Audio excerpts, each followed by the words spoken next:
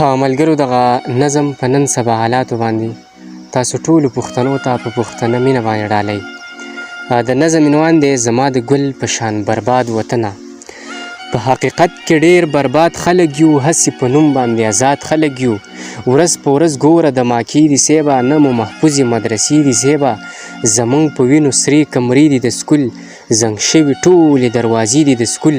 په یره یره ګرځېده دي سیبه، په خپلو وینو لمبېده دي سیبه. په یره یره ګرځېده دي سیبه، په خپلو وینو لمبېده دي سیبه. نه مو څه ښه شان زندګي ولیده، نه مو تر اوسه خوشحالي ولیده. جنت جنت وطن ورانیږي سیبه، ګل ګل ځوانان مو قتل کیږي سیبه. په حقیقت کې ډېر پخوا نه مړه یو، د خپل حقونو د غوښتلو نه یو. په حقیقت کې ډېر پخوا نه مړه یو، د خپل حقونو د غوښتلو نه یو. په خپل اختیار څنګه زندګي وکمه، ته راته ووایه چې څنګه خوشحالي وکمه. په 14 اګست د امن او د مینې په نوم، د خپل شهید بابا د وینې په نوم، موږ به یو څو ښکلې نغمې جوړې کړو، خو سیبه کوم ځای کې میلو جوړې کړو. په 14 اګست د امن او د مینې په نوم، د خپل شهید بابا د وینې په نوم، موږ به یو څو ښکلې نغمې جوړې کړو، خو سیبه کوم ځای کې میلې جوړې کړو. هسې نه جنګ وکړي لانجې وکړي څوک، موږ یریږو هسې نه چې د ماکې وکړي څوک. ستا د سوالونو جوابونه اسویلو کې ساتو، د ترخګرو یره اوس هم په زړګو کې ساتو.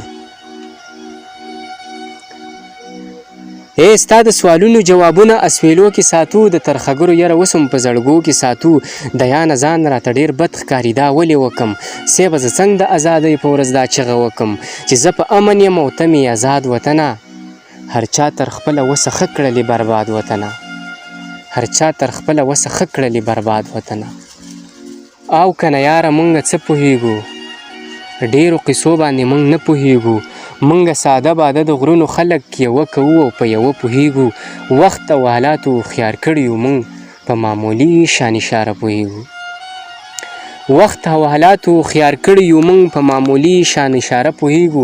د ډېره شرمه څه ویلی نه شو، نور د یارانو په چال ښه پوهېږو. د ډېره شرمه څه ویلی نه شو، نور د یارانو په چال ښه پوهېږو. د یانه ځان سره او دومره ظلم، چې نه په ورځ او نه په شپه پوهېږو، چې نه په ورځ او نه په شپه پوهېږو. د اور په سرو لمبو کې سوځېدلې لوپټې، د پیغلو نه به ولې ورکېدلې لوپټې. زکات دې ستا روزي شي خو بدنام دې کړمه سیبه، وباسې ته تصویر مې د شلېدلې لوپټې. زکات دې ستا روزي شي خو بدنام دې کړمه سیبه، وباسې ته تصویر مې د شلېدلې لوپټې.